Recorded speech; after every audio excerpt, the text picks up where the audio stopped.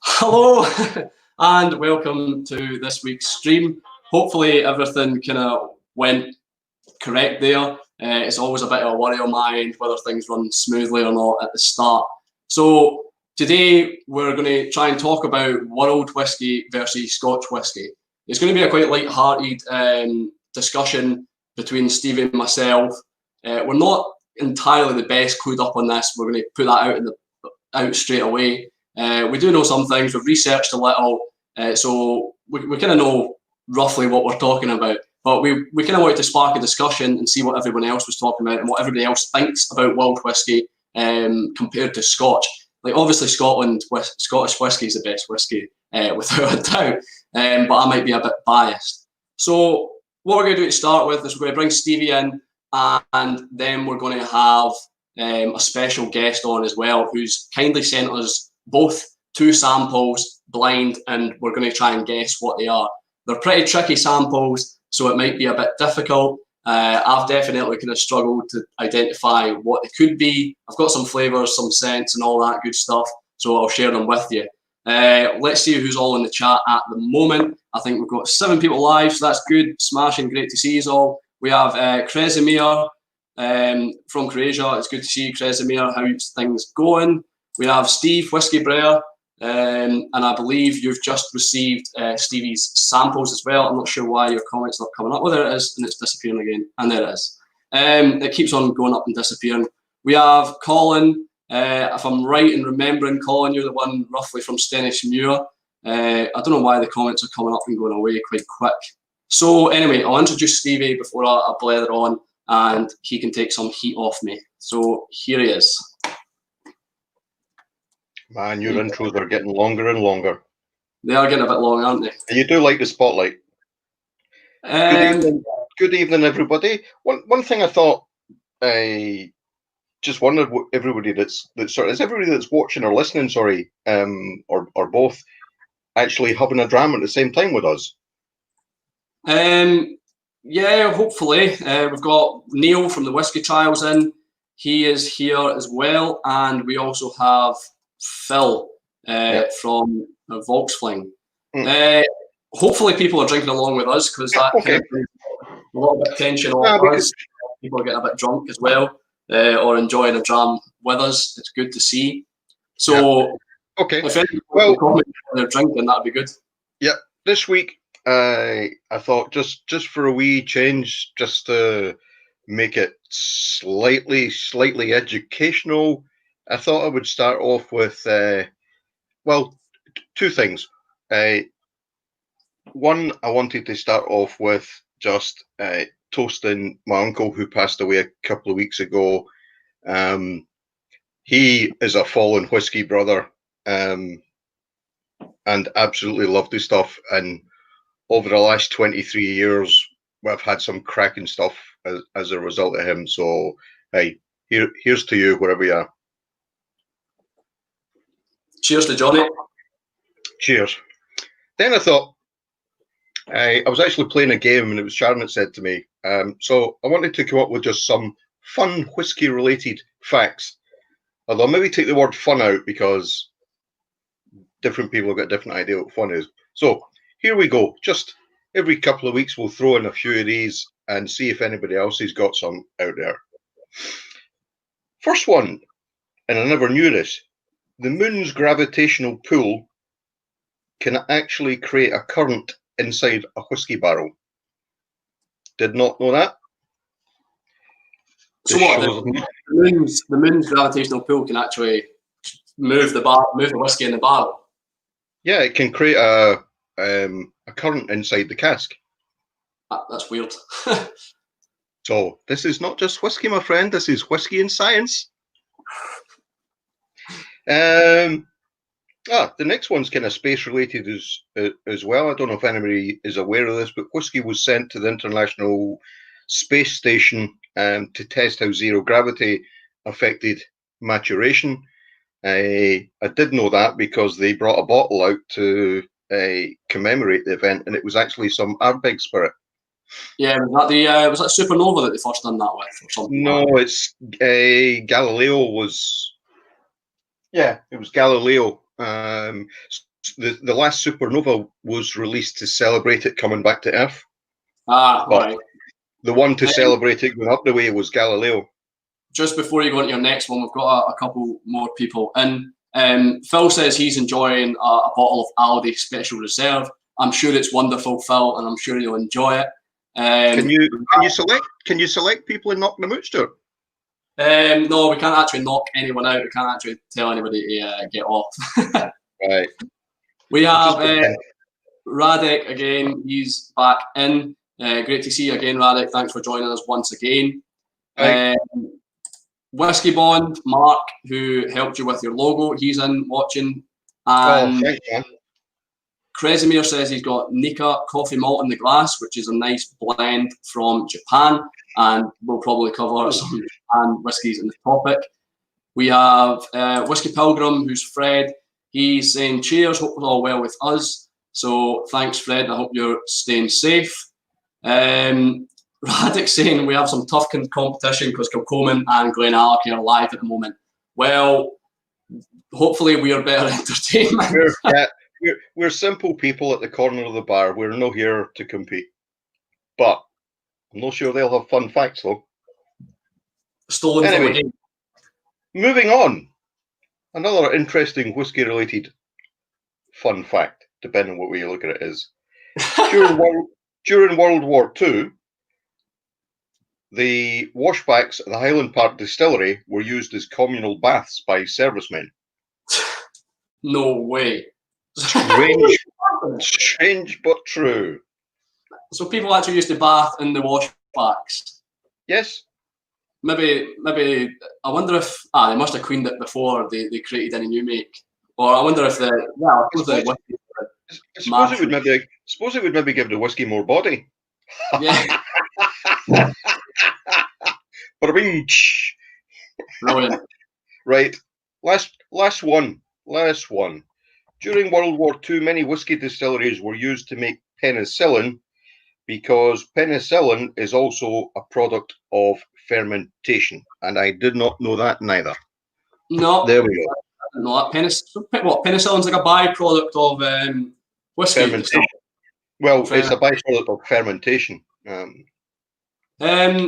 We've got Tony in as well. He's saying good evening, Stevie and Stu, or Stevie O.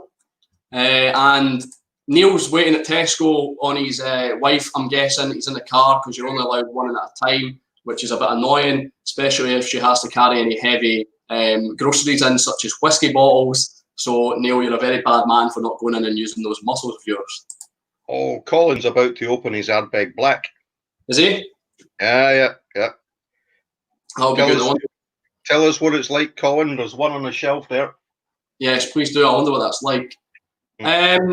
So we've got a guest. I think we might as well dive into the samples because I'm quite eager to find out what the hell these are because they've kind of baffled me. I'm not sure if the people in the chat will be able to guess from our tasting notes or profiles whether they'll be able to guess what they are. But this guy I want to speak about, who we're bringing in, is very generous in the whiskey community. He's quite well known, I feel, definitely on Instagram. And yeah, I think he's known for his generosity. I'd say he's known for his generosity. I think he's a generous guy. I don't think you've met him before, Steve. I don't think you've came across him. You've only kind of known him through me. I've met up with him a couple of times, met him actually through Instagram and went to the pot still to meet him. Found out, unfortunately, that he was a Celtic supporter. So that kind of ruined the relationship a little at the start. But no sport, politics, or religion on this show, please. We also, before we get the special guest in, we have Stephen Davison saying hello, everyone. Hi, Stephen. Thanks for joining us again. Hope you're well. Yeah. We've got Kev from the Scottish Gantry saying hope it's going well. He's popped in a few minutes because he's got his live. Thanks, man. He's got his live almost at the exact same time. Which is unfortunate, and I'm sorry, but we don't do it all the time. We don't get in your way. Just bad timing. It is. And Neil is saying Ardbeg Black is very nice indeed, and he's only had a sample though. So that's quite intriguing because I've kind of stayed away from Ardbeg with all the recent kind of releases and felt like they've been a bit lacking. But it's good to hear that the Black is kind of well received then. So Have you got anything else to say before I bring in our special guest? Well, let's bring him in and crack on. So Bart from Malt Chronicles is here, and he already knows who the special guest is. So it is Malty Haggis Muncher on YouTube and the One Pub on Instagram. It's Matt. All right, guys. How's yourself, Matt? How's things? I'm good. I'm good.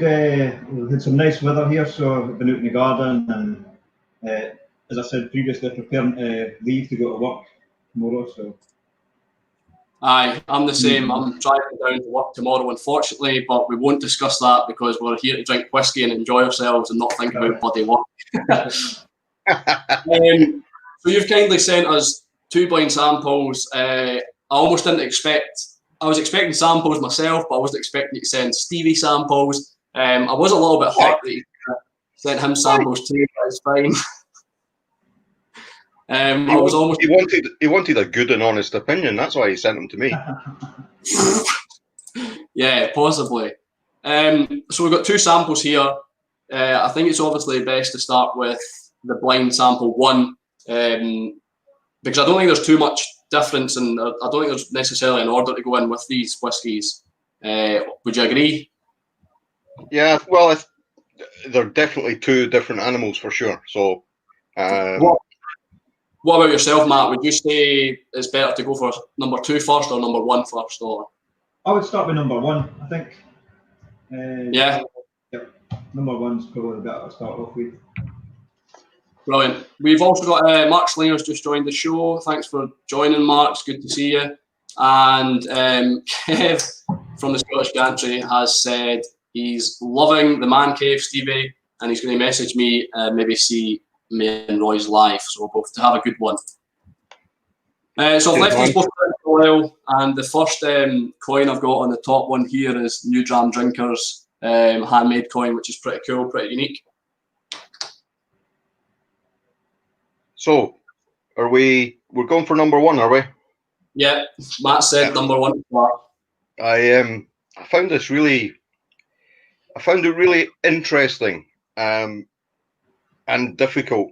And normally, when it's that difficult, I would give in. But because you had sent it down, I felt that it was worthy of giving it a real go. So I actually spent quite a bit of time with it. I'm convinced it's no Scotch whisky, but I'm prepared to be wrong on that. But I did struggle with it a bit, and then I kind of got a bit paranoid that maybe I was imagining flavours because I felt I had to write something down. But so it'll be interesting to hear what we've wrote down compared to what you know it is. Stuart, do you want to go first, or will I go first, or? Yeah, I'll go first on my nose. Then Stevie, you can jump in on the back of that, and then Matt, you can give your thoughts, because obviously you'll be maybe a bit not biased, but a bit influenced by what it is. So we got a little comment from Bart just before we go into this, and he's saying the Celtic Rangers rivalry resulted in Matt not getting a capital letter in his name. Yeah, it wasn't me that typed up his name; it was actually Matt. So you can have a. I was going to change it, but I couldn't be bothered to log off and log back on, so I just left it. I would not have noticed something like that. But so from the start of this nose, I think there's possibly like a slight funk or sulphur, something that kind of takes your breath away a little bit. I think there's white grapes, pear. There's like a low fruity ester from like the distillation, which I'd probably say is almost in line with like Speyside, or for some reason I keep going to Daft Mill when I think of low like fruity. The way this smells makes me think of Daft Mill for some reason. Like the distillate, like brand new, what do you call it, first make.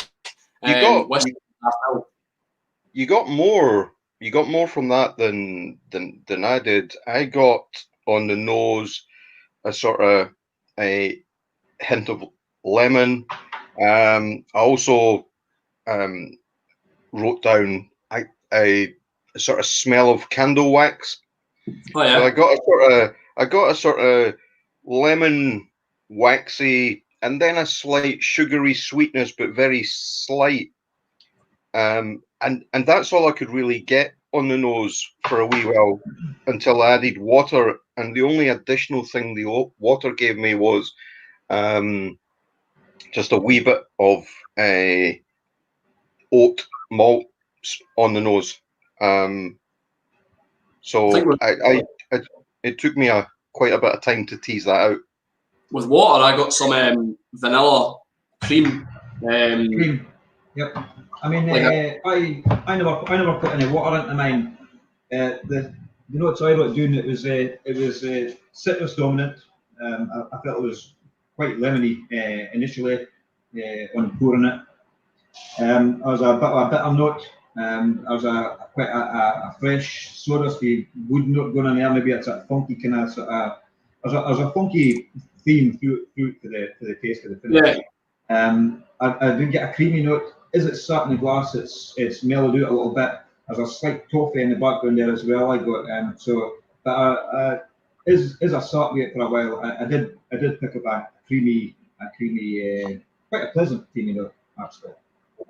But as you say, there's that funky kind of sort of strain for nose to taste to finish. So yeah.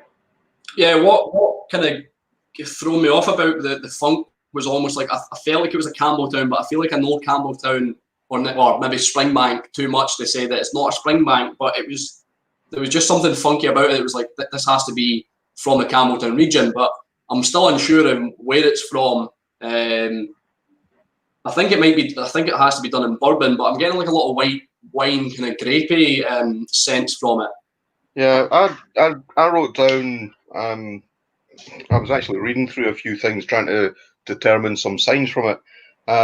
My guess for the cask type is that it's a refill cask, and maybe bourbon. I think it's fairly young, so Yeah. I don't think it's very mature. Alcohol content. That'll be your phone. Sorry. Alcohol content. I put down 60. Well, that's where I'd contrast. We'll go into the palate and the finish first, and then I'll say what I think it is in the percentage. Okay. So I'll go into the palate.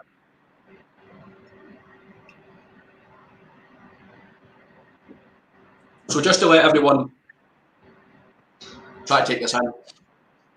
Just to make everyone aware, we're currently tasting Matt. He sent 2 blind samples to Stevie and I, and we're currently tasting the first of his blind sample. So on the palate, which I'm not getting as much tonight, I did try this earlier on in the night, and I also tried it yesterday. But yesterday I got a really spicy, initially with pepper tones, some like tannins from the wood. But I'm not getting that as much tonight. There's more like aniseed flavours now. Licorice is a lot more prominent with the addition of some water, which I had yesterday. I feel like there was some smoke, a little rubber, and I think there's like a cereal kind of malty note to it as well on the palate. I think water brings out the malty note a lot better, actually. But initially without water, I find it's in your face, bitter, spicy, a bit hot. It's got quite a sour kind of a lot of wood, as you say. Very peppery. Yeah. In fact, I actually wrote down on the taste when I added water, just because you said the woodiness. I wrote down pencil shavings because that was what sort of came to me when I added some water in it. I must admit, I said at the start that I didn't think it was a Scotch whiskey, but I think I was wrong on that last night. Yeah, I think it's definitely, for me, it's definitely Scotch. Maybe Highland. I'm really unsure where region-wise it is, but yeah, it is peppery. Like you said, with additional water, I've got this. When I bought Somerton Club, they sent a little can of these cans of Larkfire. They're wild water from the Isle of Louth or whatever. Anyway, that's what I've been adding to my whiskey. It's not really made much difference to my tap water. It's the exact same. But when you add the water, there's definitely like the cereal maltiness comes through a lot more for me, like a barley feel, a real barley. Yeah, I thought he got a bit more bitter, and for me, more the woodiness come out, and it kind of led me to think that maybe this is a whiskey that is relatively new to the market. Was kind of what I started to think. So I wondered if it was from a relatively new distillery, because I felt it either maturity or whatever. I thought it just wasn't quite there. Kresimir is wondering whether it might be a local barley from Springbank. It possibly could be, but the only local barley I've had and enjoyed quite a lot is the Springbank 10 local barley, and if it is a Springbank 10 local barley, I will be utterly flabbergasted, overwhelmed, shocked because no, the pepper would totally rule out. This pepper theme is prevalent through it as well. I've added a good dollop of water to this, and it's still really spicy, but it's still really spicy. The water does tame it.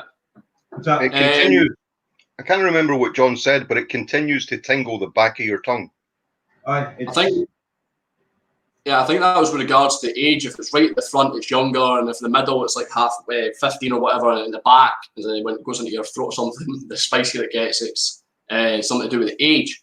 Mark Slinger saying Glendronach 18, he's having that in celebration of the Maltbox's 100th video. Wow. Bart saying, just guess it's Long Row. There's a 99% chance it's Long Row when Matt sends a sample. That is true. That could be why I struggled. The last time Matt gave me a blind sample was, I think he gave me a Long Row Chardonnay 16, and it was absolutely beautiful. Willie's in. He's just back from the shop. Nice to see you, Willie. Thanks for joining us again. We're currently tasting Matt's blind sample number 1. He sent us 2. He sent Stevie and I 1, and later we're going to talk about World Whisky versus Scotch Whisky. Mark Slinger, who's, I'm sure people know, he's very well knowledgeable. He says, could it be a young English whisky? So Stevie, you're in the thoughts where that it might not be Scotch. So, if a Scotsman was giving me an English whisky, in fact, you did that to me, didn't you? I enjoyed it. Oh, that's sacrilege. We can't be having that. So I think this is Scotch. The finish for me is more like burnt rubber. I think it's a medium finish. Something tangy and funky to finish it all. I think the funk's like a real consistent characteristic of this whiskey. I think it's probably 15 years or younger. It was hard to get the age, and I think it's 46 to 50%. I don't think it's that high ABV. But I drink a lot of high ABV stuff, so maybe... Yeah, you do. Yeah, it could be over-exaggerated because I must admit, having it tonight is a different experience to when I sat with it last night, I have to say. So that's quite interesting. I mean, I still struggle with it, but it's not. It's more than I would give it credit for last night. So Matt, what do you get on the finish? What's your kind of overall thoughts on it in the finish? I get quite a medium to long finish. I'm still tasting this just now. It is still bitter, woody. The spice is kind of sort of dying off now, but it is a strange whiskey. It's a strange whiskey. I mean, I find it quite interesting. So, and everything you're saying, if I was to try this blind, I would probably get a lot of it wrong as well. So it's. So aye. So like what should we be getting? It probably is medium to long in the finish, like you're saying, like the bitterness. it's quite dry and bitter, and it fades the bitterness, like what you said. What Stevie said. Is the bottle got tasting notes? Is there any clues on the bottle in No. regard? There's no tasting notes in the bottle. There was no tasting notes in the tin. It came in, so. Because I've had a Swedish whiskey before that was similar to profile as a Springbank, and it's almost like it's a Campbelltown mimic. Now that Stevie said it's not Scotch, it's thrown me right off. So it's almost like it's a Campbelltown mimic in a sense. Like it might be Springbank, but it might not be, and I'm not sure of what it is. But I think for me, I think it's 15 years or younger. I think it's 46 to 50% ABV. And yeah, the region I keep going back to is Campbelltown for some reason, but it's just because of that funk. What's your thoughts, Stevie? Sorry? What's your thoughts about what you think? Yeah, there's two of the most prominent things in it for me is three, the pepper spiciness, the bitterness, and all through it from beginning to end, what stays is that sort of pencil shaving. You used to suck on the top of your old wooden pestle, stuff like that. That taste you would get from that, even in the finish, that's what I'm left with. Is that oral fixation? That's I think it's that's oral education, yeah. Oral education, that's what that is. I think 60% is probably too high. As I say, it's quite interesting because I'm having a different experience with it tonight than last night. But yeah, I stand by refill bourbon. I think it's relatively young, so I think it's under 10 myself. ABV, yeah, is probably 54, 56, somewhere around about there. Yeah, I think it's bourbon. We've got some more comments in just before you reveal. It'd be good if you revealed the percentage, the age, the region, and then what it is. But we've got Colin who says the black is not bad, sweeter than expected, and it's quite long with a peppy finish. It does sound rather intriguing, that black, actually. Just for Phil Beattie there, I can confirm to you, Phil, it's more like a handbag full of pencil shavings. So Phil's recalling to we run a Volkswagen festival, and he's recalling to a live that we've done for them. So sorry if you can understand that. Willie's saying cool, which was my reply to what we were doing. He says he did try and look for non-Scotch, and there were a few, but he thought he'll get tanned. So he went for the season 12, being a tightwad. Season 12. I don't know if anybody else knows what that. If he's maybe done a typo there. Whiskey Bond Mark saying tin, possibly a Bruichladdich. Yeah, if it's in a tin, it could be. So Matt, do you want to reveal the age, the ABV, and the locale, and then what the actual whiskey is? Because I am so intrigued. Okay, ex-bourbon, correct. Right. Yep, it's Maharaja 2 casks. The area, Speyside. Really? See, the low kind of estery fruit notes that I was getting, I thought maybe that's a characteristic of Speyside, but then the funk just completely threw me. Yeah, I wipes it out. Yeah, it's odd. Age, 24 years old. What?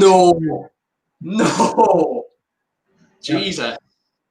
And strength 55.6. Bloody hell. So it is quite high. Yep. So it's Longmorn. It's Longmorn. I would never have guessed that in a million years. I like a nice Longmorn. See, I've not had much experience with Longmorn. I feel like I need to now because that is beautiful. That is funky. That really threw me off. That was quite a good one to have. It's a strange, as you say, region, Speyside. You would never really consider that to be a Speyside whiskey. I think sometimes Signatory have some wacky examples of whiskey. You know, I think they're great at what they do, but I like that. I had a Blair Athol from them, and I really just couldn't. It was just too. I just couldn't. I ended up giving it to my dad actually. But I would never have went for Longmorn, and I would never in a million years have guessed it any more than 12. So, Yep. although remember, we do have a disclaimer that says we're no experts here. We're just sharing what it means to us. So, no, I mean exactly. I thought it was definitely got the bourbon in that, but I thought it was lower ABV. I would never have said cask strength, but that might be. I think Roy was speaking about it. Akbaviti was speaking about like a kind of peat blindness when you get a peat whiskey, and because you've been into peat so much, you don't actually pick up on the peat too quick. And I feel that's what it's been like. Because I drink a lot of high ABV whiskies, and almost when I get a whiskey nowadays, I think, oh, that's low as hell because I've been drinking such high ABV whiskies. Kresimir's saying basically, geez, 24-year-old tastes that young. Bart's saying, wow. So we were pretty much. Read his comment further down. I know, we were thrown off the trend. Mark's saying he has the exact same bottle, so that's pretty cool. And Bart then says, Longmorn, long row, potato. Yeah. Mark, ask Mark if it's is it open, Mark? Yeah, it would be good to see what Mark's opinions are. Yeah, exactly. Tony's saying, what is this? So we blind sampled it, and we found that we felt Stevie said younger than 10. I said younger or 15-year-old. I said 46 to 50% ABV. Stevie said over 50. You said 60 initially. And it turns out it's Longmorn, 24-year-old by signatory, and it's 56%. That was a good one. It was actually like thrown us right off, definitely. Mark's isn't open, and Tony says, "Nice one, Matt." Yeah, Matt. I don't think Matt meant because I thought it was quite a hard dram. But you said you basically just gave us it, and you'd only tried it once anyway. Yeah, I opened it last week. Yep. It's a fantastic, definitely fantastic whiskey, and definitely something I would. Longmorn's a distillery I need to explore for sure. I quite like the fact that because we were doing it for this, and because you had sent it in, my normal reaction to that would have been, "Oh, no, so keen, put it back on the shelf." So I think what's quite nice about this is because somebody sends you the sample and you're going to do something about it, it forces you to be a wee bit more patient and just take your time and try. And I'm amazed at the difference between what that is tonight and last night, because last night I would have said 95% that's a foreign whiskey, and it was so far off the mark. So I quite like the fact you gave us something that was, well, you didn't do it because it was challenging, but it was challenging. And because we were doing it for the show and you guys, it made you just take your time and try and give it a fair go. And I'm glad I tried it last night and then for the second time tonight, because it's a slightly different experience. I still struggle with it. Maybe I need another. Well, in fact, I've still got a wee drop left. So if you'd asked me last night, I wouldn't have intended finishing that. But I'm actually going to later on have some more and try it again. That's how intrigued I am. Water or something like that, and see how it develops. No, but that's the thing. As you say, it isn't typical of a Speyside whiskey. It's just, as you said, Stevie, the Signature have got some funny casks, but the good thing about it is that they're not afraid to fire them out there. So it's, a lot of people would sort of say that isn't it a palate, but it's interesting. I wonder if, like in scenarios like that, obviously they're not going to know how it's going to mature, in the sense that the distillery, but I'm wondering if it's almost a case that the distillery have tried it and they've been like, nah, that's not to our palate, not to our profile, we don't want it. Maybe not in lines with Linkwood, but maybe other distilleries that do single malts all the time. Maybe if they're like, oh, if you're not enjoying this, give it to the independently bottled companies or whatever. There's an interesting point from Malt Chronicles there. He's just read up a bit on it. Apparently, it's quite an austere dram with a rare fresh oak taste that throw you off, and that makes sense to me because I couldn't get. Although initially I got lemon zest on the nose, I couldn't hit it in the palate. I couldn't get beyond the pepper and the wood on the palate for me and on the finish. All I'll say is, Mark, thank you for looking up. Thank you very much. We're not complete idiots, and it is a bit of an unusual whiskey. And damn you, Matt, for sending us it. But no, it's really nice. If you don't mind me asking, how much did you pick it up for? Did you get it for retail or did you get it off auction? It was bought at retail. It was 105. That's not too bad. I think so. It was one of them. I was doing it at the Fife Whisky Festival, and I never bought nothing at a festival. I tried a good few, and I was there was a certain bottle that I wanted, and it wasn't available on the day. So I went back to the shop and had a look around, and I was kind of sort of racking my brains as to which to buy because I was adamant I was going to come home with something. And I noticed this sitting on the shelf, and I thought, decent price for that. I'll tell you what's a cracking dram. I try to remember the name of it. The Longmorn, I think it's almost the entry level, the one with a wee steam locomotive on it. And it's got like a bit of sort of leather around the bottom of the bottle. It's about 45, 50 quid. Is that a 16-year-old? No, it's not the 16. It's unaged. It's before that. And it is absolutely cracking. So Steve Whiskey Brothers saying Longmorn's mainly used for producing blends, so I think it wouldn't be too fussy. I kind of thought that Longmorn was mainly towards blends. That's why I was wondering if other like distilleries that do mainly single malts, say maybe something like Glendronach or Glenmorangie or whatever, if they just decided, nah, this isn't good enough, we'll give it to the IB, and then all of a sudden you've got this total funky, unique, independently bottled whiskey that you don't know what it is. Whether that's the case or not. I'm actually roasting in here. The house is melting. No, it's boiling. I don't know what it's like up your way, Matt, but it's honestly, I'm almost driven here. There's one roasting, yeah. So I'm ready to get on to blind number 2 from Matt and explore this one, because this is also quite intriguing and quite special, I feel, with the flavours that I'm getting. Quite enjoyed it. I like this a lot. So to top this glass, I've got a little Spirits People coin. Pretty cool little magnet. You can't see it for the live logo. Aye, well. There you go. That? Yeah, that's better. Not sure how well it'll focus, but it's actually a magnet and that. Pretty cool. Quite big. Shall I go first for this one? You can go first, Stevie, and I'll sit back and I'll go second, and we'll leave Matt to third because he's got the he knows what it is. Yeah. I got loads of nice stuff from this. First, the first thing I got when I tried it last night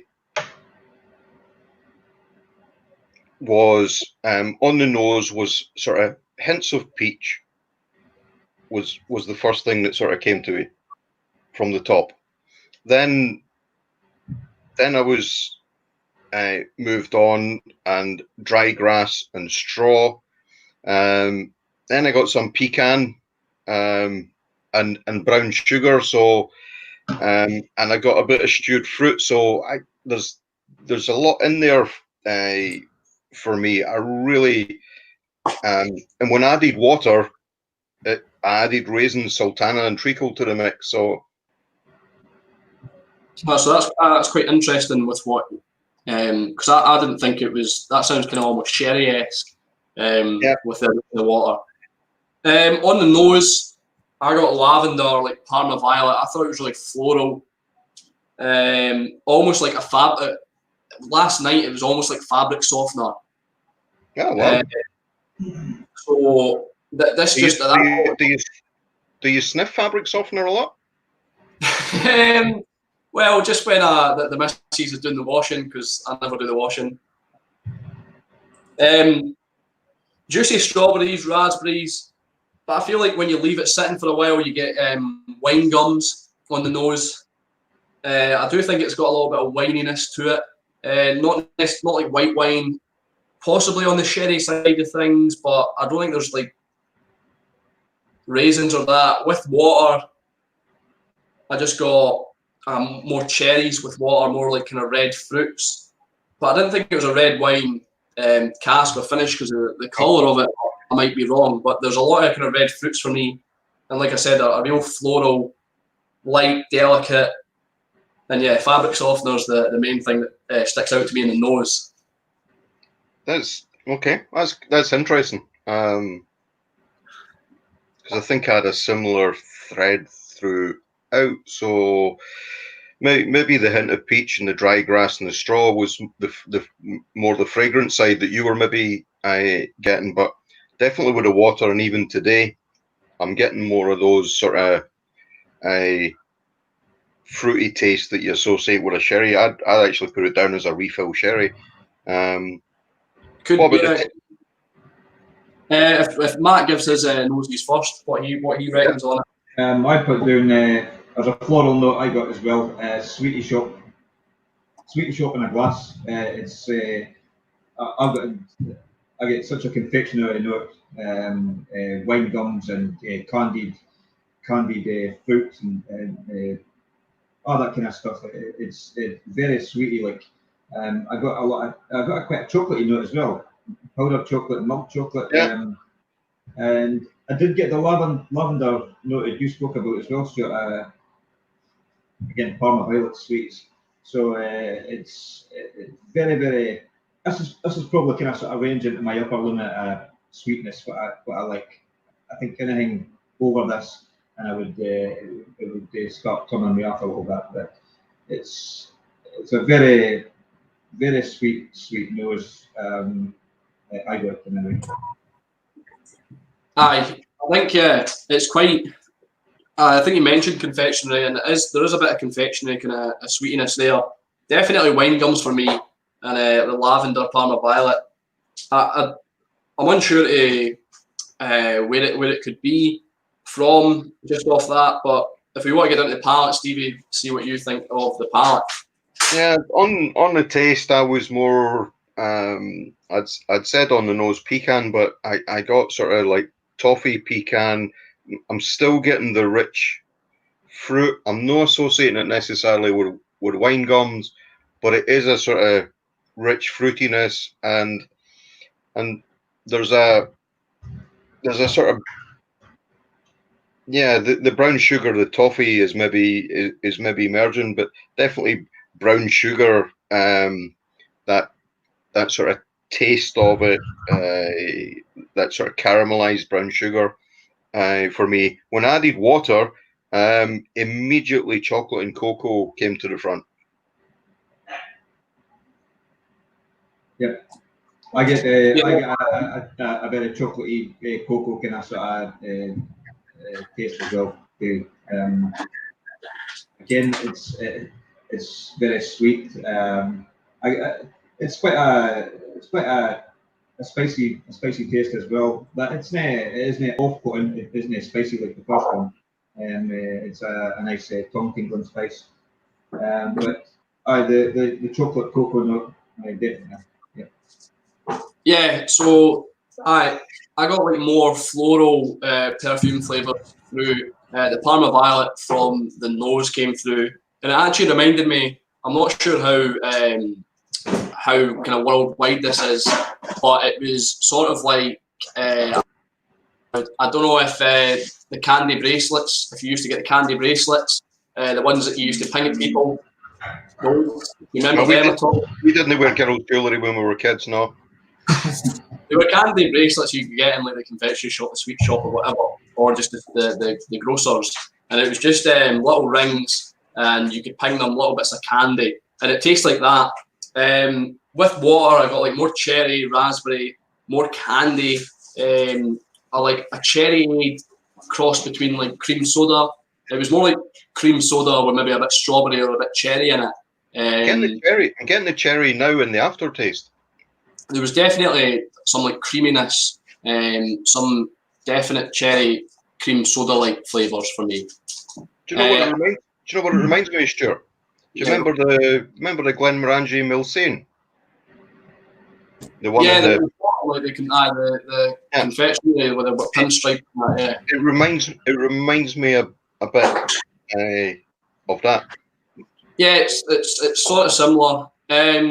Just quickly, we've got Jimmy Jazz who showed up. It's good to see you, Jimmy. Thanks for joining. He says he's still working. He's just listening. He said, by the way, Matt hides whiskey in fabric softener bottles when crossing borders so often.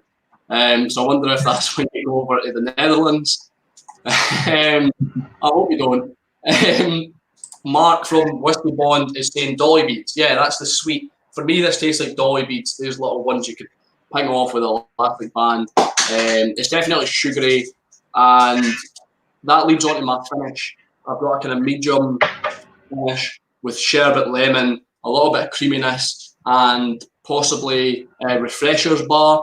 That lemon kind of chewy bar with the sherbet lemon in the middle, or the sherbet, whatever it is. It tastes like that for me. I'm really enjoying this. And like you said, Matt, I don't think it's overly sweet. I don't think it's went over the too sweet mark. Yeah, I think that's actually quite interesting because you picked up, Mark, you said about the spiciness. I think it's worked well that the sweetness is a bit more prominent in this, because I think it kind of balances out the sort of spiciness. You've got the spiciness, but then quickly thereafter you've got this nice sweet. So I think I enjoyed it. I mean, I've got some sort of on the finish. I've got a nutty kind of finish. I've watered mine doing quite a bit. I don't really like nuts, to be honest, but I'm getting that finish new. But again, that chocolatey cocoa kind of sort of flavour is there. Yeah. But no, when you add water on the finish, the chocolate cocoa on the finish, I didn't write it down to begin with on the finish. When I added water, it became just a bit smoother. It became just a wee touch sweeter, and then the dark chocolate, it turned to dark chocolate for me. And I see what Stuart's saying, because I got the sort of Kirsch cherry flavour, but now it's definitely the lingering taste to me is cocoa dark chocolate. Yeah, I'd agree with that. There's like a almost hazelnut, almost like a Nutella for me, like chocolatey hazelnut. Bart's heard Glenmorangie twice now, so he thinks it could be Glenmorangie. I think he's maybe referring to the way you said it. What's that? I think he's maybe referring to the way you said it. All right, possibly. Well, I got told off because I always say Glenmorangie, and then somebody told me it's Glenmorangie, so I don't know what to go with. Probably should just say it the way I feel comfortable, which is Glenmorangie. So anyway, I think this is younger than, I'm going to be wrong with this again, because I was so wrong with the other one. I think this is under 10 years, 10 years or under. I think it's above 50% ABV, and I think it's got some sort of wine finish in it. I don't think it's like single cask or anything. It's maybe bourbon and then some sort of wine. I don't know if that'd be like refilled sherry or something like that, but I think it's bourbon and some sort of wine. Well, I'd sort of put above 50, but no higher than 55. I struggled a bit with the age, so I would again, without being a master at these things, the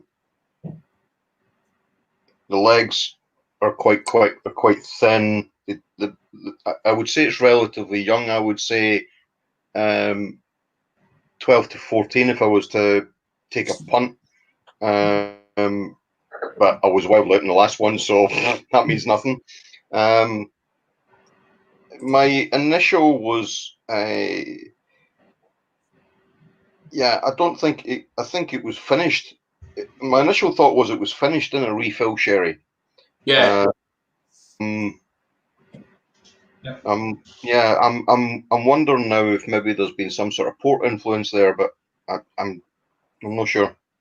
Yeah, there's something. I'm not quite sure what it is. It might not be wine, but there's something else. Whether you, like you said, port or it could be rum. But I'm just going to list everything. It could be rum. It could be port. It could be tequila. It could be cognac.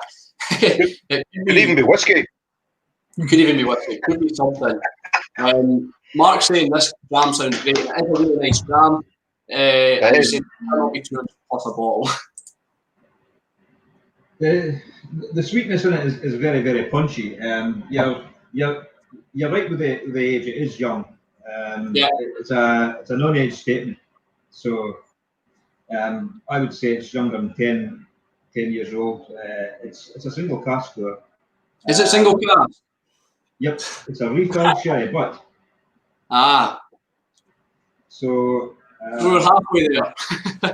I wasn't halfway, Stuart. I said refill sherry. I thought it would be, we should be scoring this like Ant and Dec. That should have been a point. But Highland single malt. It's a what, sorry? Highland single malt. A Highland.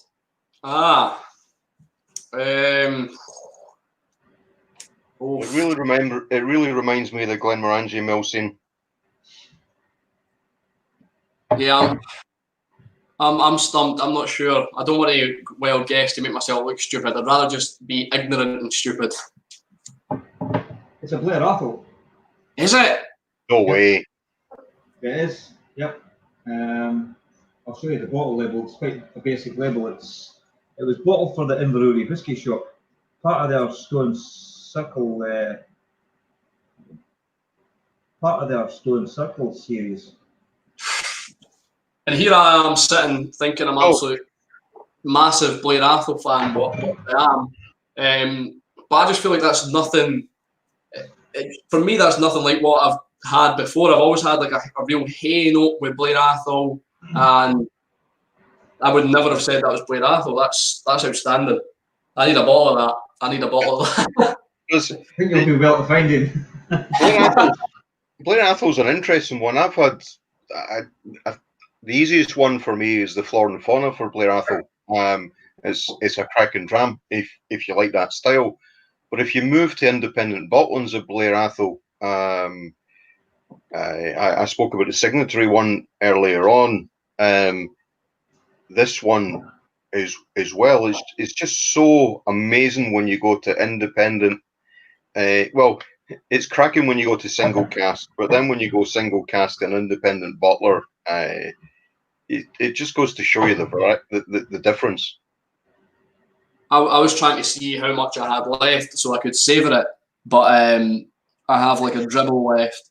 So I've got a wee Todd there, but you're going offshore. You can't drink anymore. I know. I'm actually gutted. That is. I can't believe that's Blair Athol. It is such a good dram. I was trying to toss up which one I preferred, and now knowing them both, I probably should have said which one I preferred initially. I think I really enjoyed the funkiness of number one. Yeah, I probably did prefer number one in the sense that it was so funky. Yeah, but number two is an exquisite whiskey. Yeah, for me, there's unfortunately no competition for me, and it's just down to taste. And actually, I know Longmorn's mainly produced for blend. Somebody said it there, but there's a couple of cracking. I mean, the 15-year-old, which I think's now been replaced by a 16. And their entry level malt, I can't remember what it's called, but it's in cracking packaging as well, and it's a really cracking drams. So I do think they produce a quality spirit, but I struggled with that one. That said, I'm going to try it again because tonight I'm surprised at how different it is. I said that earlier on. But for me, blind 1 over blind 2, I took an instant liking for this one. I think the bottler is actually Morrison Mackay, so then it's Carnmore bottlings. So again, probably a young Blair Athol that the brewery whisky shops picked up this edition, and yeah.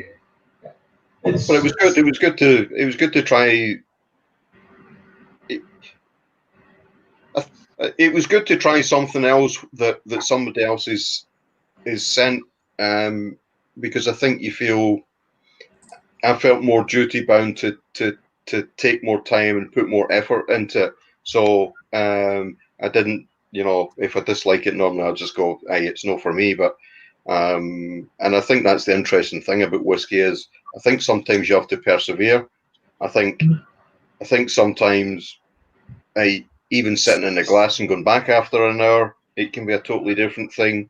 There's loads of things influence, and in fact we were talking earlier on, because John Blythe last week said for him there's no such thing as a bad whiskey. Stuart said, yeah, for me, yeah, there is a bad whiskey out there for everybody. I kind of more philosophical think that actually there's just the wrong time to try wrong whiskey, because and this proves it tonight. Blind 1 last night to blind 1 tonight. Still struggling, but different experience. And time, mood, what you've eaten for your supper. The factors are endless. I suppose that could affect the experience that you. What was the ABV? Did you say? Oh, the ABV in it was 56.6. Oh, yeah. So I think I said from my notes, yeah, I said over 50%. Yeah, below 10 years, but I'm surprised, honestly surprised there's a Blair Athol, because like I said, the Blair Athol 55. They've all 55 plus. Look at that. On the mark. Yeah, so definitely, once again, thanks for the samples, Matt. I don't know if your missus is trying to get you away now. Hopefully. Well, you've still to play your guitar for us, have you not? Oh, yeah. Maybe next time. Okay. It's have a clap for the NHS by the looks of things. It is. It's 8 o'clock. It's the final clap. Well done, Tony, for reminding us, because I always forget. And my girlfriend actually works with NHS, and surprisingly, she never claps. She can't. She thinks it's a bit absurd. So yeah, Matt, thanks for sending those drams. They were really good, and I really need a bottle of that Blair Athol because it was lovely. A wee touch water in that, Matt, and that is just takes it to another level. Really like that. So I think we'll probably try and get onto the World Whisky versus Scotch Whisky topic, and we'll say bye to Matt so he can re-watch this and see if he's actually made a fool of himself or not, but I don't think you have. I think you've done pretty well for your first time actually doing like a live. I think this is your first time, isn't it? Yeah. So I think it's went pretty well. You've not. My first time was an absolute bomb scare, so don't worry. You're amongst friends here. There's none of us pros. Aye, we're just in the pub. So yeah, thanks for joining, Matt, and it'd be good to have you on any other time. Yep. Okay. Thank you. Have a safe trip at work. Yep, will do. Okay. Is that you away for 3 weeks now? I've got a 10-day quarantine, then a 2-week trip. So 24, 25. Right. So plenty of time to get up to his house and steal some whiskey. Well, you gotta be quick. That's the Blair Athol. Whoa. All right. Cheers. Okay. Cheers, man. Right. Thank you. Okay, guys. So there were two. That's a real surprise for me, and I think I kind of like the fact that you read about all of these people saying, "Hey, there should be this, that, and the next thing in them," and that's fine. I think they're at a different level for us. I think the fact that you can take it for what it is, and I'm really surprised at the Blair Athol's consistent, but I'm really surprised at the difference in the first one from last night to tonight. It's still it's still not a favourite, but I think for everybody it's all linked to your senses. So the taste, the smell, it invokes a memory. The memory strengthens the taste or the smell for you, that it wouldn't do for you. There's some things that are common, but I just like to drift and see what it's like for me. Yeah, I think one's more. It might have been Bart that said that it's like a kind of more of a sessionable whiskey. It's one that you probably sit down with and have over maybe a couple of nights, and just try and retry and see what you got. It'd be good to have a bottle of it to kind of explore it more. But the Blair Athol was. I tried it out the back yesterday. I tried it out the back today, and the same flavours I was getting were consistent. That real floral lavender. Parma Violet. It was a real beautiful whiskey. Yeah, I like it. I like it a lot. It's probably it's after the Flora and Fauna. That's probably the next best Blair Athol I've tried. Yeah, I really like the Flora and Fauna. I know Bart in the comments does not like the Flora and Fauna series because it is coloured and it is chill filtered. But for me, the Flora and Fauna Blair Athol, I do really like it. A real nuttiness about it. When we get to the topic, what I'm going to do is I'm going to grab a Paul John and a McMyra, just to have a little bit of World Whisky here. So I'm going to have one in each glass, and then we'll talk about. I never thought. So yeah. So I never thought, but that's a good idea. So yeah, we probably shouldn't drink a Scotch whisky while we're doing a. What are you going to have? This green tea that I gave you not that long ago, and you quite enjoyed. It's quite a intriguing whisky. That really surprised me. I'm going to have then. In that case, I'm going to try the Paul John Resilience. Right. So I'm going to have the green tea, and I keep going out of camera here. This is probably really unprofessional. But then I'm also going to have the Paul John Oloroso, 48%. ABV, and I think you gave me this one. Yeah, I've not opened mine yet. Have you not? No, I've not opened it yet. But I tell you, I mean, I've got a real soft spot for Paul John, and it is the first non-Scotch whiskey that I can say that for, because I used to be the old traditional Scotsman going, "Hey, nobody else can make whiskey," but yeah, you have to wake up to the present. So. I'm not sure what he said again, but he did say, well said, Stevie, from Mark. You are a bit whimsical and a bit well-educated with things, so you could have said anything fantastic. Matt says he's going to try the green tea as well. He hasn't tried it yet. I think it's absolutely fantastic. I think it's really because you gave me a McMyra before, and I thought, yeah, here we go. It's but the green. I mean, who would have thought? I know, Japanese green tea. I mean, I think the one I had before was the Brooks whiskey. First time reviewing it, and then now it's like there's so much banana. It's like banana in a glass. It's really weird, but it's fantastic. I still like it.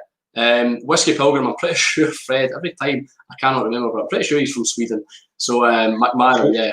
So is the multi-haggis muncher actually going to open his? Yeah.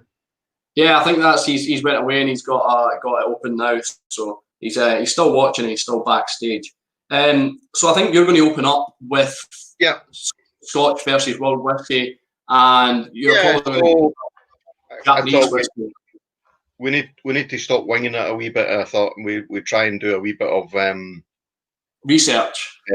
Research, yeah, and actually, it was quite interesting. Not just on this, but I was reading up about indications of how you can tell whether it's refill or not and stuff like that. So I think it was good fun. So I was going to talk about Japanese versus Scotch difference, Scotch whiskey. What's the difference? I have only ever tried the Nika coffee malt. I quite liked it. I've yet to buy a Japanese malt. In fact, I keep on meaning to post on Instagram and ask somebody to recommend at a reasonable price where is a good place to start for a Japanese whiskey. But let's run through some things, because fundamentally, regardless of what we think in our heads, hey, the Japanese can't make whiskey or Americans can't make whiskey. Actually, what was quite interesting for me is for the Japanese whiskey, they've really gone out their way to try and get close to a Scotch whiskey. So, with regards to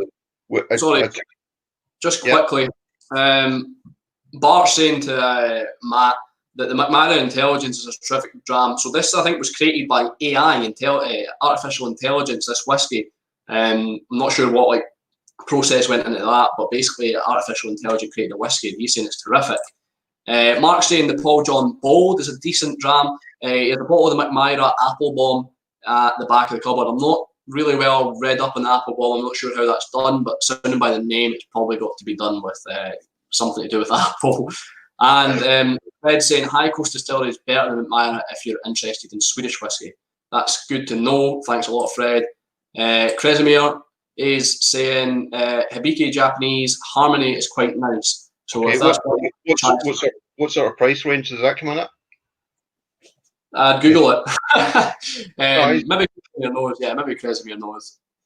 So what have you got in Japanese? Okay, so yeah, what I thought we would do is, because what would be quite interesting is just to get different people's views on Scotch whiskey versus some other whiskies. But I thought just to get things going, just to point out some fundamental differences between some of them. So from a Japanese whiskey point of view, with regards to climate and techniques, it's probably the closest Scotch to Scotch compared to any other. A big pioneer of Japanese whiskey studies Scotch production and actually chose a specific place in Japan that had similar terrain and climate as close as possible to Scotland for the first distillery. I learned a couple of interesting things. Japanese versus Scotland. In Scotland, we have a lot of distilleries who produce a particular style on the whole. I think probably with the exception of Loch Lomond's the one that actually tries to produce different styles. And I'm not talking about just peated and non-peated, but I'm talking about making totally different styles of whiskey.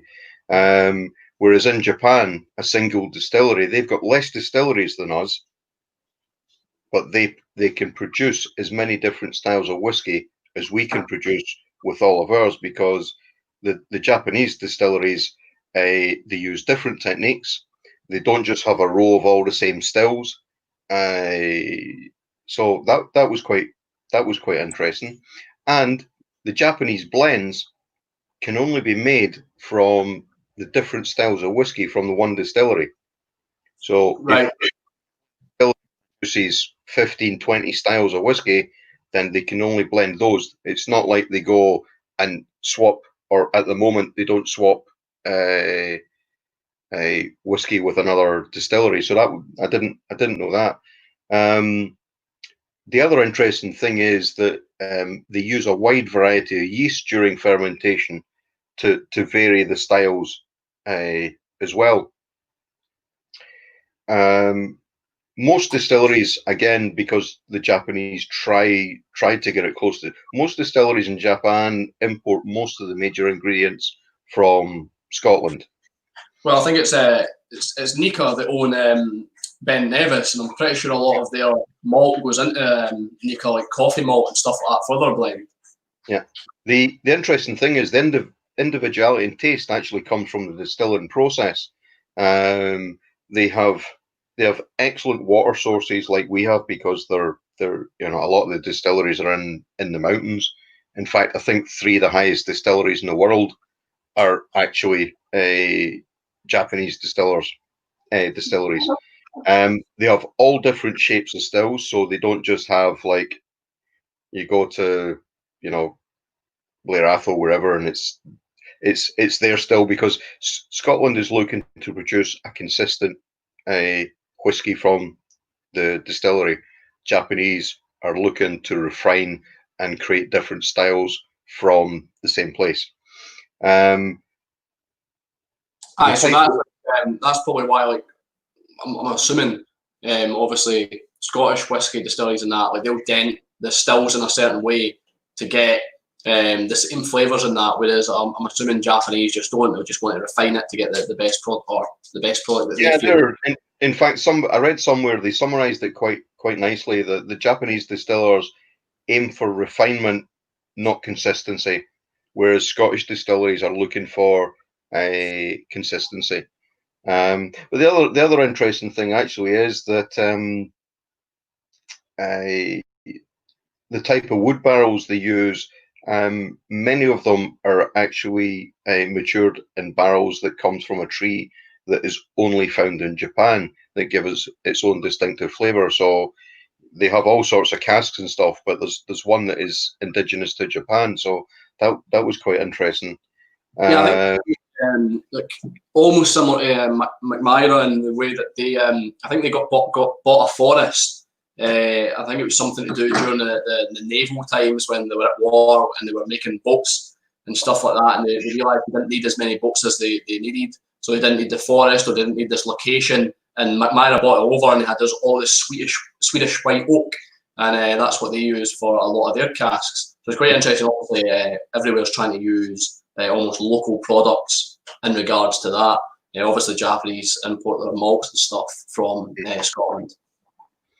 The other thing that I picked up on was they use low pressure distillation, mainly because most of the distilleries are actually at quite a high level above sea. So they can distill them with a lower pressure, which means the boiling point's lower. And the difference that makes to the malt apparently is that a larger number of the aromas stay in the spirit, and the spirit's got a thinner and lighter texture. So that was quite interesting. Yes, this one surprised me a wee bit. Almost all the barley for Japanese whiskey comes from Scotland, whereas in Scotland, where we're supposed to be renowned for it, they import barley now from Germany, Poland, and the US. I mean, they use local stuff as well, but it's all Japanese whiskey is made from barley imported from Scotland. So yeah, it was a wee bit of an interesting one, and from a soppy point of view, or whatever you want to call it, from a romantic point of view, which to me whiskey is a romantic thing. I think it's really cool the effort they've gone to try and get it right. I mean, there are loads more examples of importing a coffee still from, I think it was Loch Lomond or somewhere, to there. So they've really gone out their way to try and, do a good, absolutely. And then when you read some of it, I mean, you're going to read on the Indian side in a minute, and some of the other ones,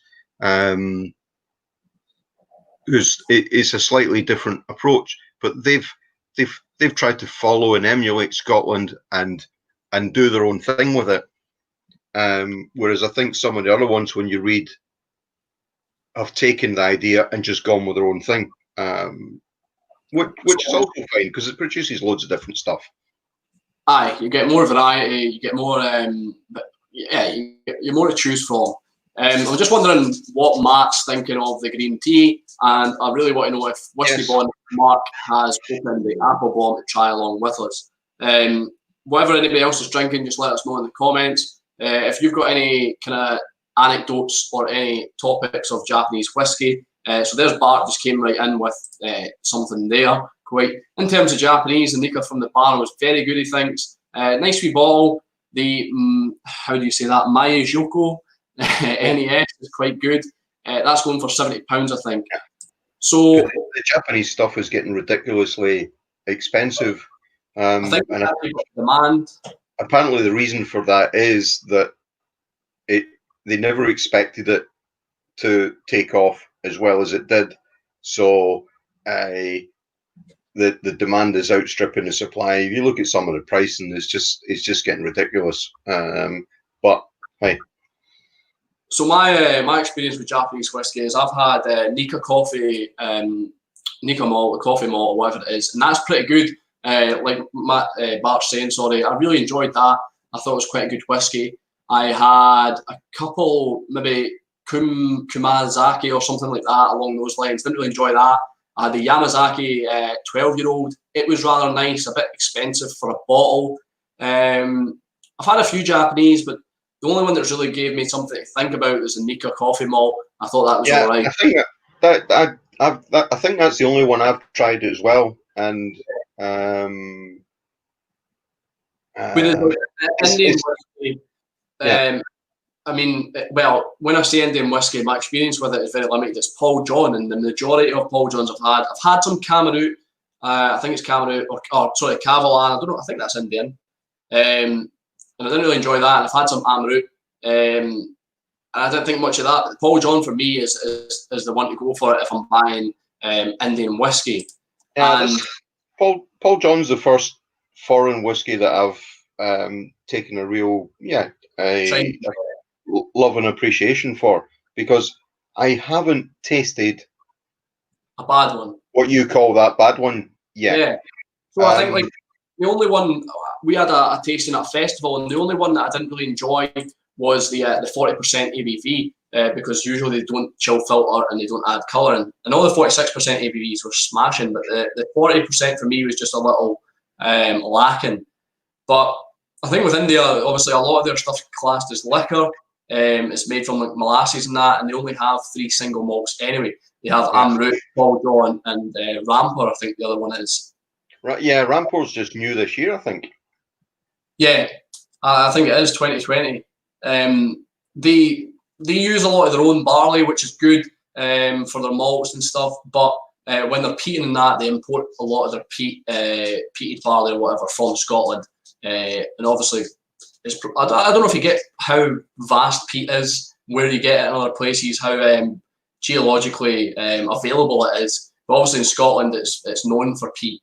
So it makes sense to get it from Scotland and be able to put that in the bottle, same way that it's peated from Scotland. The interesting thing for me with Indian whiskey compared to Scotch whiskey is probably the maturation humidity issue.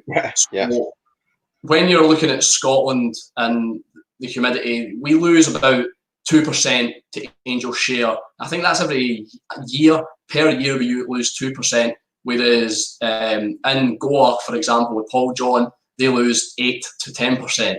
So in a timescale of 3 years, a hogshead barrel would wield 350 bottles in Scotland, whereas in the Goa and India, it would only wield 150.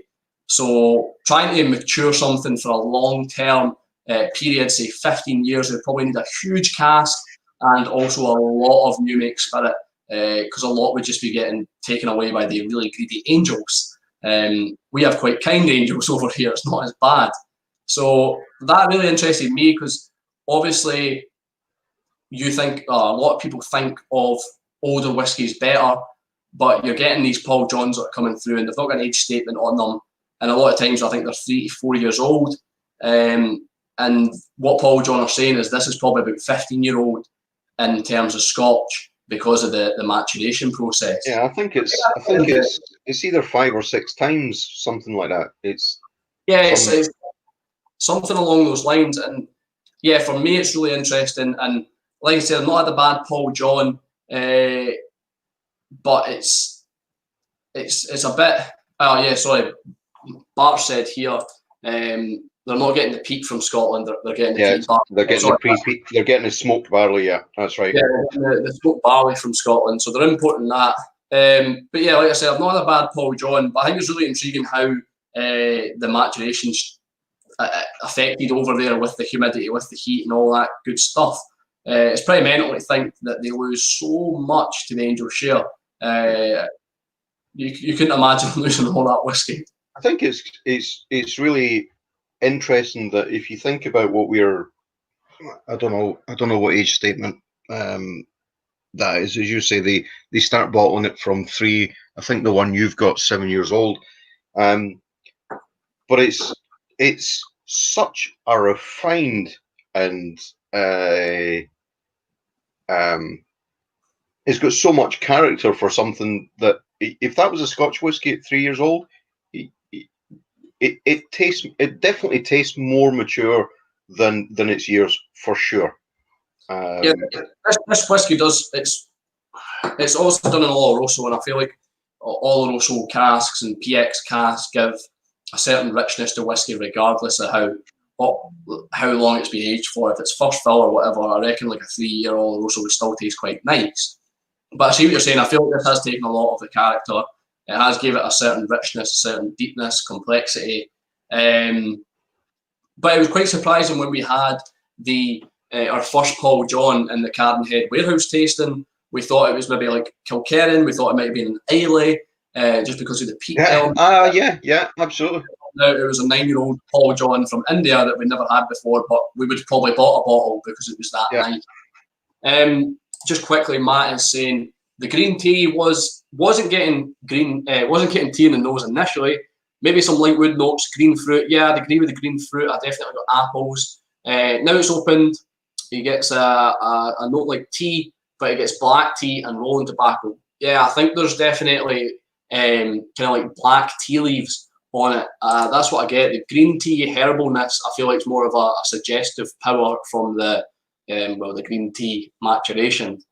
Well, I don't want to encourage artificial intelligence taking over deciding what we're going to do with our whiskey, but I have to say I was pleasantly surprised at that. It was very, very pleasant just to sit and enjoy it. Yeah, the green tea wasn't done by AI.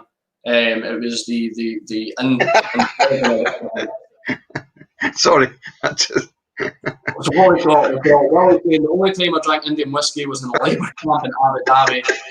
Special Coke, the non-Muslim Asians decant whiskey into Coke. This to keep Brilliant. Thanks a lot, Willie, for that anecdote. That is great. Why were you in a Labour camp in Abu Dhabi? Steve Whiskey Brewer, Paul John was a funny one for me as he loved it last year, so he bought a bottle of the Edited and the Excellence, loved it till about halfway down, and then just went off. They turned very floral and perfumed.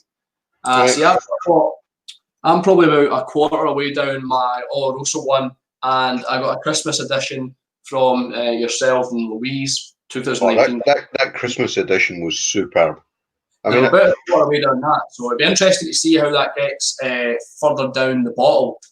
And are you want to talk about American whiskey, or do you want me to talk about American whiskey? Sorry, I kind of, to be honest, with work and stuff, I sort of ran out of time. So you had done a wee bit of research on like American whiskey, so I'm happy for you to do that. And I think if I took myself back a year or two ago, then I would definitely have been, sort of snobby Scotsman saying, no, we're not trying whiskey outside of Scotland. But it's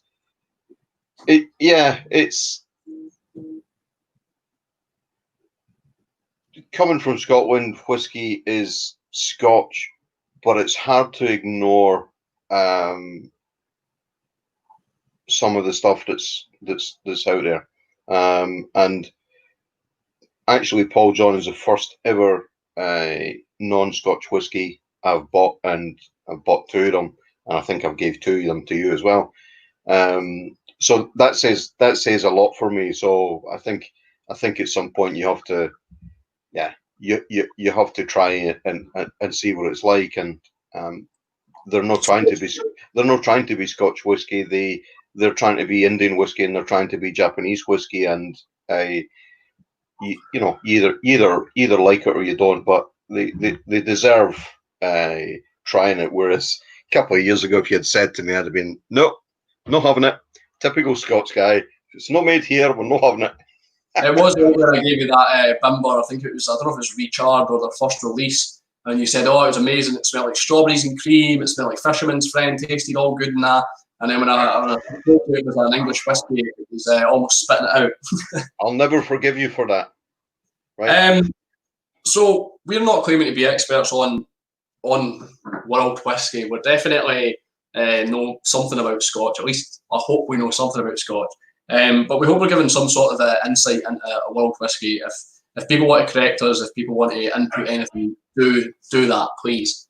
Ask people what they think about the two we've covered so far. So now we sort of did a couple of the points about the sort of technical differences, but what's people's view on you know, Japanese versus Scotch, Indian versus Scotch, before we move on to the American stuff, because then we're really talking about a different thing.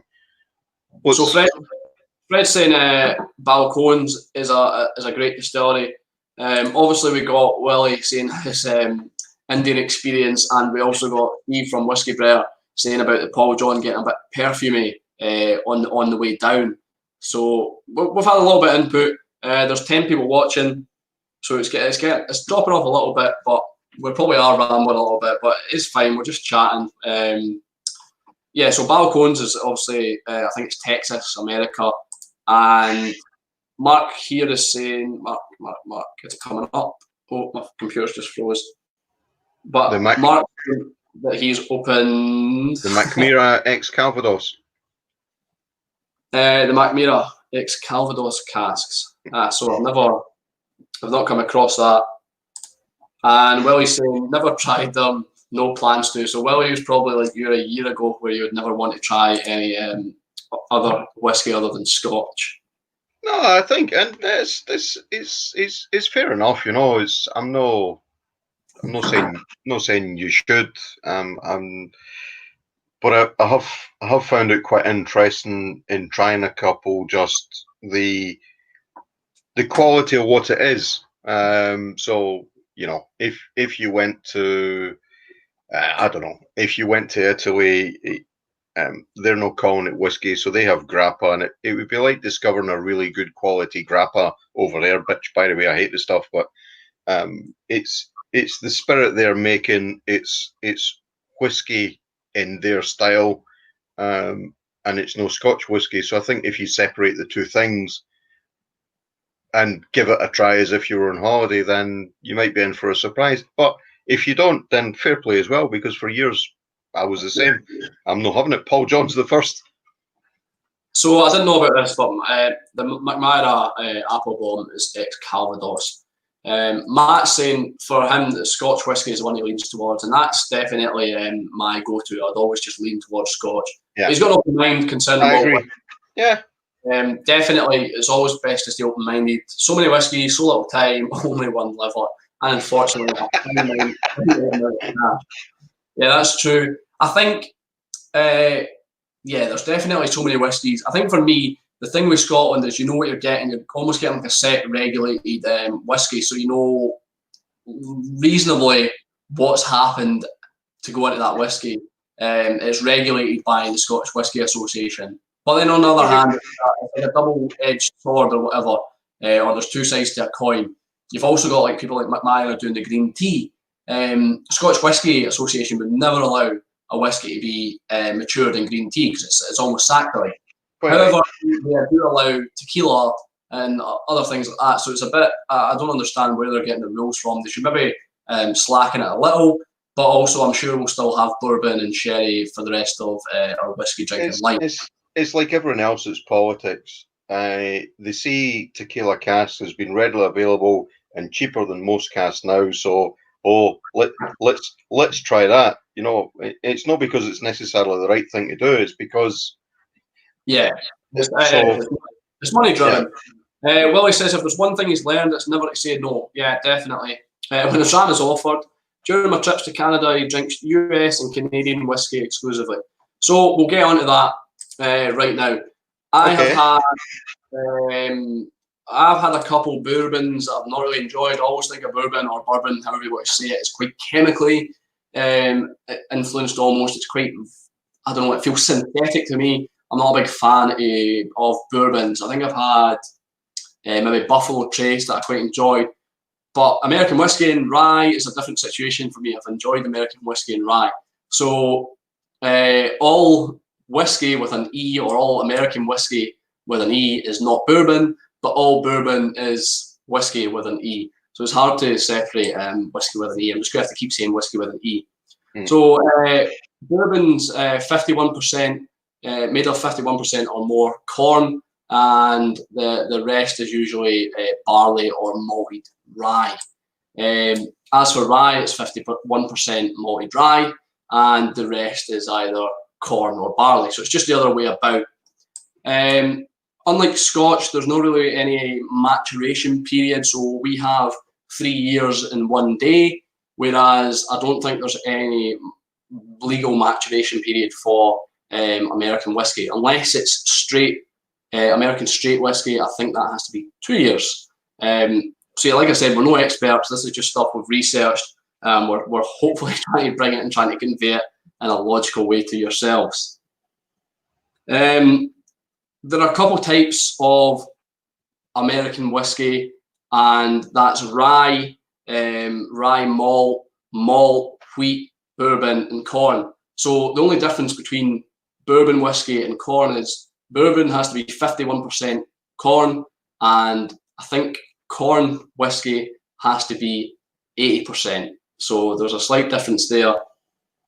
I don't know how different the distillation process is with regards to American whiskey. It'd be good to know what people know, because I don't know too much how the distillation process differs from Scotch, but I just know the kind of grains are really different. I don't think we use corn, possibly in like a grain whiskey or something, but I don't know of using corn in whiskey in Scotland.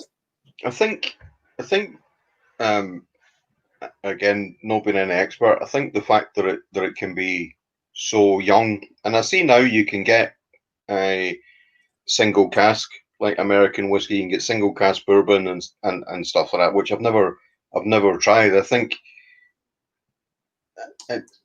you know, the first stuff that's on the shelves and the cheap and easy to access stuff is just too harsh for my taste. I think, I mean, we're not talking about Irish whiskey, but one of the things I was surprised to hear when I was in Ireland last year and I went to Bushmills is and I couldn't make sense of the marketing of this. The sort of standard non-age statement Bushmills that goes on the supermarket shelves, they use some of their single malt spirit to go in that, and it's mixed with spirit they buy from somewhere else. And I was like, well, the reason I've never bought a Bushmills is because I've tasted the entry level stuff, and it's just terrible. But if you get a true single malt from Bushmills, the 16 in particular, and the 21, but the 16 was an outstanding dram. But if I hadn't been in the distillery, I would never have tried it, because you're trying this run it. So yeah, run of the mill. If you think big, the Ardbeg 10-year-old is a cracking entry level dram. Yeah. So what they're putting in the market, you should probably make it a better whiskey in a sense. It's like the Ardbeg 10. Like the Ardbeg 10 will draw most people to Ardbeg because it's an amazing whiskey, I feel. Just quickly, Fred's saying there was a Swedish whiskey that was matured in Swedish Christmas soda casks, but it sold out before we could get a hold of one. That sounds really interesting. What's Christmas soda? I don't know, but I'm sure he'll explain. I was just going to pretend to be completely understanding what Christmas soda is. Oh, I don't mind being stupid. I would have googled it after. But yeah, Irish whiskey that you've brought up, it'd be good to have Jim from Whiskey Novice. I'm just looking at Malt Chronicles. Sorry. He's a cheeky guy, but anyway, the main difference between Scotch and bourbon that I know are one, exclusive matured in virgin oak. Yeah. Charring cask vigorously instead of like toastings. They throw corn crap. Yeah. I forgot about the virgin oak aspect of things. But yeah, they do throw, I don't know what corn does to it, but for me, the corn just completely ruins the whiskey. I done a flight that was sent to me by Causeway, East Coast Causeway Whiskey Reviews, I believe the name is. I'm trying to remember the name now. It's Phil. He does a lot of reviews for malt reviews, and he sent me a couple Irish whiskies, a flight of them. I think there was the Red Breast and the Power John or Power Lane, John Power or something like that. I'm terrible with memory, terrible with remembering things. And the Red Breast was one that stood out to me. There was a few Irish ones that stood out to me, and there was a few that was like, oh, this is really close to Scotch. But for me, the triple distillation, and it's the same with like Auchentoshan, I just can't wrap my head around it. It's too refined for me. Definitely with Auchentoshan, I feel like there's too much character lost in the third distillation. I don't know if that makes sense. It's the same like I love Springbank, but Hazelburn, it's a miss sometimes. I feel like there's too much distillation. I think the third distillation, the triple distill, just kind of takes away. It makes it a little bit 2D. Or one-dimensional, sorry. It makes me a little bit one-dimensional, a little flat, and I just can't really get my head around it in that sense. I was just reading what Malt Chronicles was saying. Have you ever seen the charring? It's insane. They burn the cask to a crisp. Yeah, I've seen that where they burn the inside of it. Yeah, I remember. I don't know if you remember a number of years ago. It was.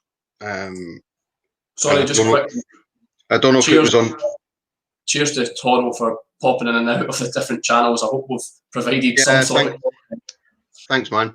I don't know if you remember the Ardbeg Alligator. Yeah. And a few years ago, Talisker copycatted them.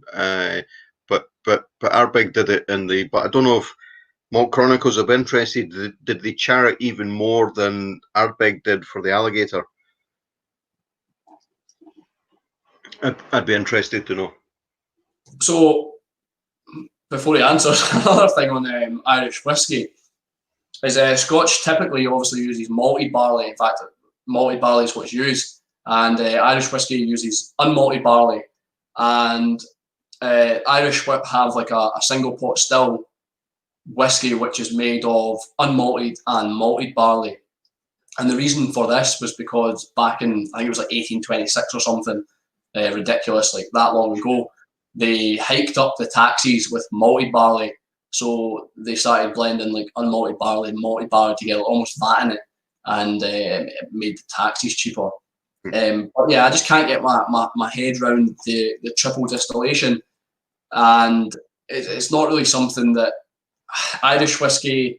I think Red Breast 12 or the cask strength one, I probably would buy a bottle, but other than that, I can't see myself going to Irish whiskey. There's a couple American whiskey, a couple rye whiskies that I'd probably like to have. I've bought a couple Swedish whiskies, the Paul Johns Indians whiskies, but I just don't think Irish whiskey is something that I want to enjoy until they kind of develop a bit better. Like you said with Bushmills, it seems like they're all swapping their whiskies about. Yeah, I mean, if anybody gets a chance to try the Bushmill 16, I would say even the 16 had an edge over the 21. They were both nice, simply awesome. But interestingly enough, since I've been there, the pricing's actually on both of those is starting to go up the ways. Anyway, before you continue, Stuart, an important decision for you, right? These were the samples that were sent by East Coast Whiskey. Yeah, East Coast Whiskey. I done a tasting with them, the old and rare tasting. Yeah. So I'm sitting in front of me trying to decide which one. So you've tried these. So we've got the three that interested me the most was the Clynelish 1976. I've got the Mortlach 1987 and the Glentookers 1976. Which one to put in my glass? So for me, the Mortlach was my favourite. However, a lot of people chose the Glen Talkers. They thought that was probably the best one. And supposedly 1976 is the best year for whiskey, or one of the most prominent years for whiskey. Just before you do that, Fred's saying Jolmust is cold, or it's good. It's cold, it must be, and it's like cola with spices. They have some that have been matured in bourbon barrels, a real treat for Christmas. So I think that's a Christmas soda he's referring to. Toro's saying, yeah. Toro's saying, I think the distinguishing thing with Irish is the addition of unmalted barley more than the triple distillation. Yeah, that's probably what it is. I don't know what it is that throws me off, whether it's the unmalted barley or the triple distillation, but there's something I'm just not grasping with it. Bart's saying he's not sure. He knows Kilcoman are recharring casks, and it's a lighter treatment than the harsh charring that you get in the US. Willie is saying the Redbreast 12 is worth trying. Any of those, Stevie? Okay. So, yeah, like I said, I'd go for the Mortlach was my favourite. I put that at number 1. I'm a big fan of like IB Mortlachs. The distiller release Mortlachs I've been rather disappointed with, especially in recent years. I heard their new packaging, their new format's quite good, but the Canmore that I've got, the one that we were sent there, but yeah, the Glen Talkers was the big hit of the night. I think that was a 38-year-old, and it was probably the big hit because it was the oldest. But the Mortlach I think is 27-year-old, so it's still quite old. Oh, do you know which one I've went for? Which one have you went for? And it's one, I've never actually bought it, but I've tasted it and keep on meaning to buy it, the 14-year-old one. I went for the Clynelish 1976. Clynelish. Yeah. The 14-year-olds, I don't know if we talked about this before, the 14-year-olds like renowned in the whiskey world for being such an amazing whiskey, and it is a great whiskey. I've had it before, and I've never bought a bottle. Yeah, it's for some reason it's one of these ones when you're looking along the whiskey shelf, you sort of go, well, I know what that is. Even though you've never actually bought it, you know what it is, so you skip past it. But I definitely do want to add one to my collection. This is, I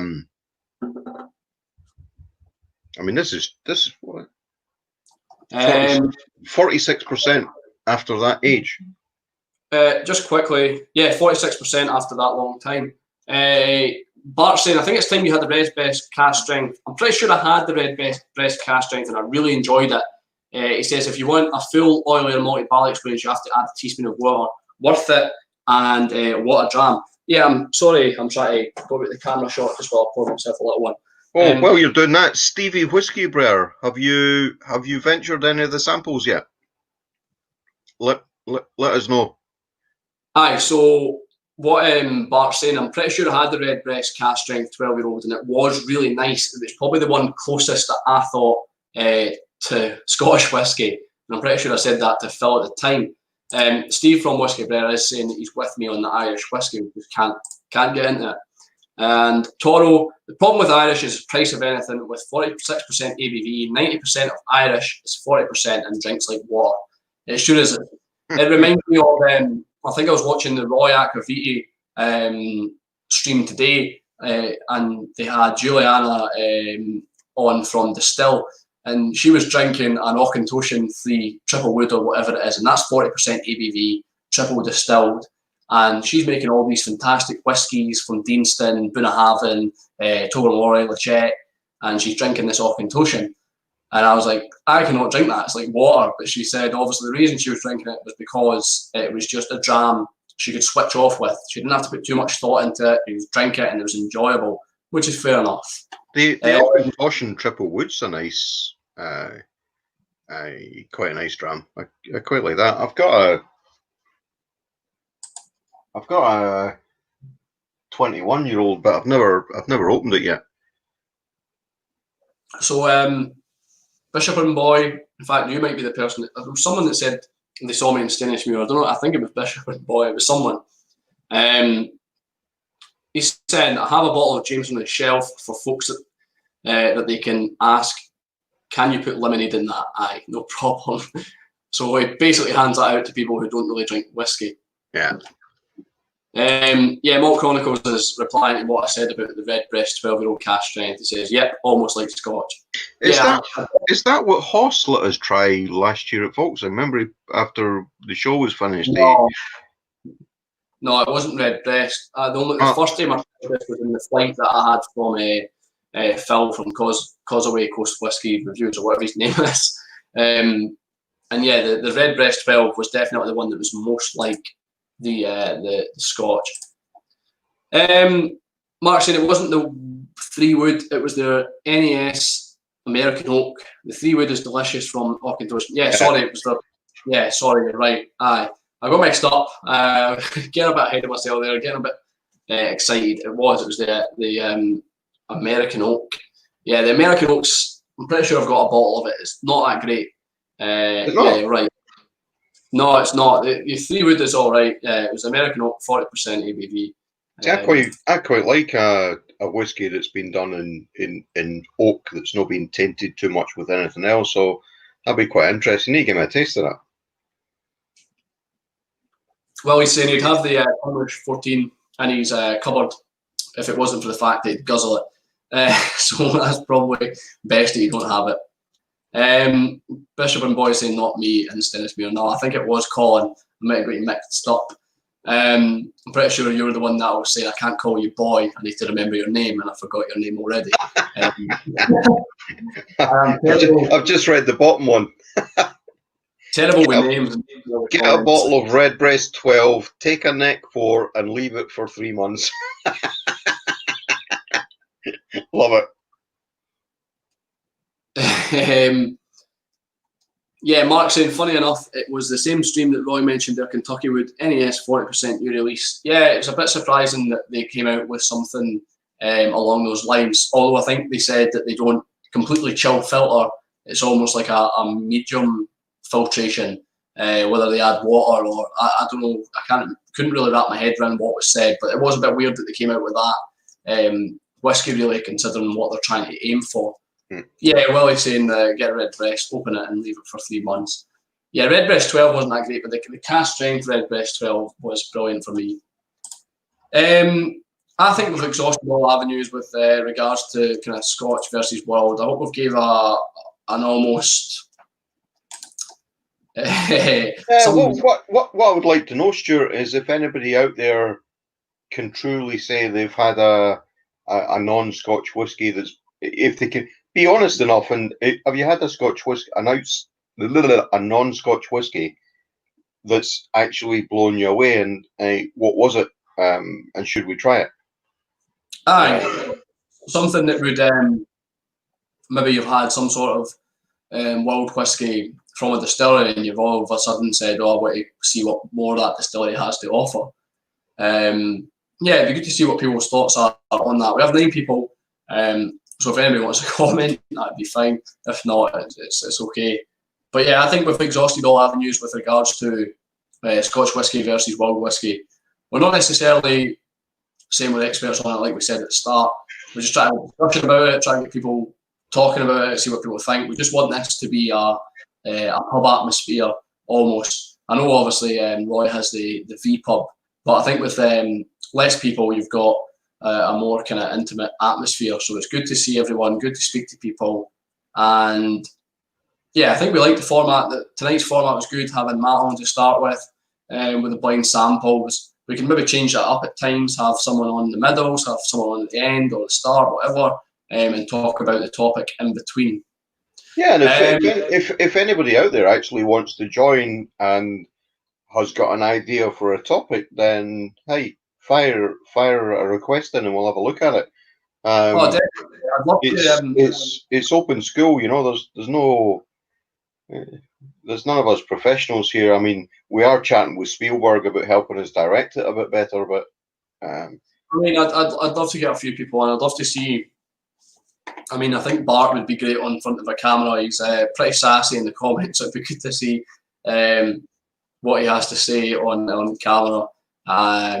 But he's saying anyway, he's sipping a wonderful Blair, Bal Blair, 2017-year-old. Toro saying, He's drinking the old Ballantrae peated NES, which is very good, 50% non-chill filtered. It costs £10 less than the wee beastie. It's worth a go. I'll need to take a note of that. Yeah, I think that's just another topic maybe for the future. Is you kind of touched on it. Distilleries in Scotland are going for the consistency, but then you've got some independent bottlers. You've got people like Douglas Lang who are actually been really creative in terms of trying to blend some of those together. I think that's an interesting subject as well, because again, it's something I turn my nose up at, but some of the end results are undeniably fantastic. So maybe a topic for another day. Yeah, Toro's saying the Amrut Fusion, Amrut Intermediate Sherry, with regards to international whiskey that's caught his attention. So, he's saying never had a whiskey that's topped a good Scotch dram, but I'm open to trying.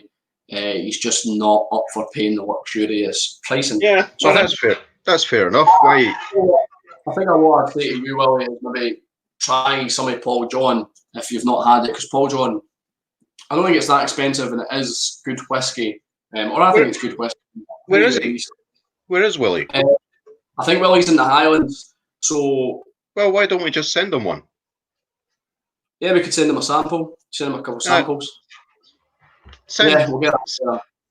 Send your address through, and either me or Stuart will send you one, and you can have a try. It's fine. I've spoke to Willie on Twitter before. I can get his details through Twitter. So I'm back to work for 2 weeks tomorrow. So once I get back, we'll get him some samples. By the way, Glen Tooker's 1976 is going in the glass. And Toro's saying there were some Japanese in the old days, but they were a different style. The current crop is useless. Yeah, it's a bit lacking to what it used to be. Especially, I think they've they've not got enough product for what they're trying to sell. They're struggling to keep up with demand, which may mean they're taking shortcuts. And Mark's saying he's just back. Good to see we're still going, Mark. We're actually just about to end it. I think we've exhausted all avenues, and I'm getting rather sweaty. So, why you're not doing anything? No, but it's roasting in the house, and there's no way to cool it. We don't have aircon like these fancy EU places or America, so we've just got good old Scottish weather to cool us down. But the good old Scottish weather, for some reason, is roasting at the moment. I've never had a Glen Tooker's, Stuart. That's yeah. For 30-year-old.